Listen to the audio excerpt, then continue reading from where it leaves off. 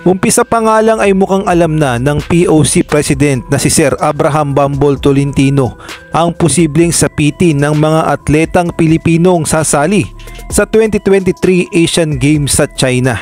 Dahil alam naman natin na ang China nga ang main host ng nasabing Asian Games at alam natin na meron ngang issue sa pagitan ng Pilipinas at gayon na rin sa China sa West Philippine Sea. Ang sabi nga ni Sir Abraham Bambol Tolentino, ang maiipit nga dito yung mga atleta at posibleng gipitin ng China.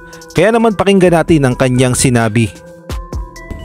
Hopefully maganda treatment sa atin ng host country kahit po merong issue, whether it's issue politically or at West Philippine Sea issue or what, no? So yun po yung tinitingnan natin kung ano po magiging treatment sa atin, especially on sports with the judgment on judges, no?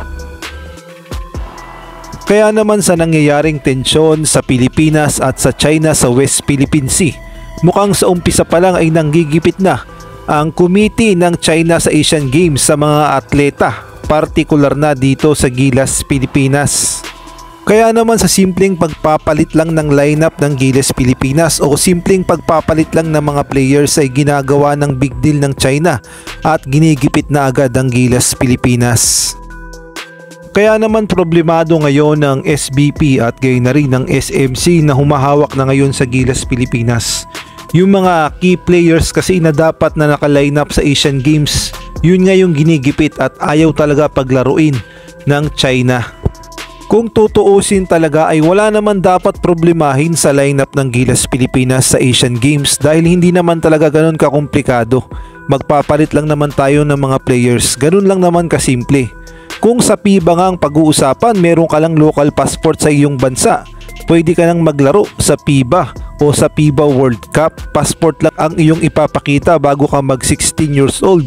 Tapos sa Asian Games, simpleng pagpapalit lang ng mga players, tapos mga local players pa natin o mga Pilipino naman talaga, ayaw pa nilang payagan.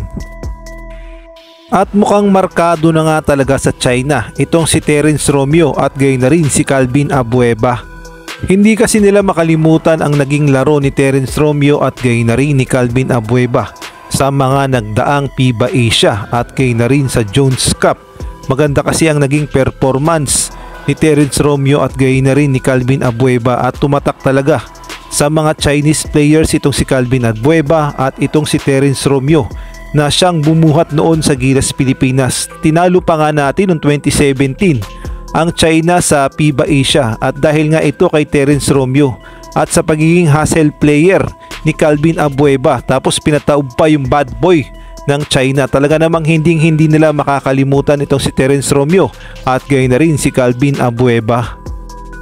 Ngunit ang sabi nga ni Sir Al Francis Chua, ang manager ngayon ng Gilas Pilipinas, hindi daw susuko ang Gilas at sabi niya nga lalaban kami. I said before, nandito kami na gumawa, kami na lalaban. So kahit ganun siguro yung lineup na sinasabi ni Coach Tim, lalaban kami.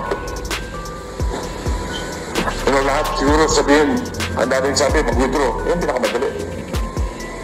That's the biggest way. Parang hindi na sumakit ang ulo namin. But, like Coach Tim said, and can I say this?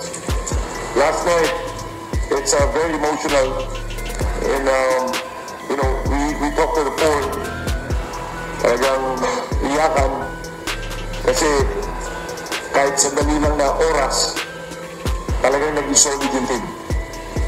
Okay? So now the question of Coach Tim was, if the 4 will be out this morning, dumating yung 4. Kasi si Marcio, pinarating ko kahapon, dumating siya. Okay, he practiced one time. He asked the 7 players, right? Minus Pugoy will be 7, the original. Right? 8 because of Marcio's new yesterday. We asked, Coach Tim asked them, wala na yung 4. Kayong bali 5 plus Pugoy. Are you guys willing to play? the quickest way to say is, wag na lang. Hindi nasasali ang Pilipino. Hindi nasasali ang Pilipinas. And the 7 players, the number one who answered, unang-una si Julmar, and everybody wants to play. Oh, diba? Ang dami naming sleepless night, but coming from the players, coming from Coach Tim, they want to play.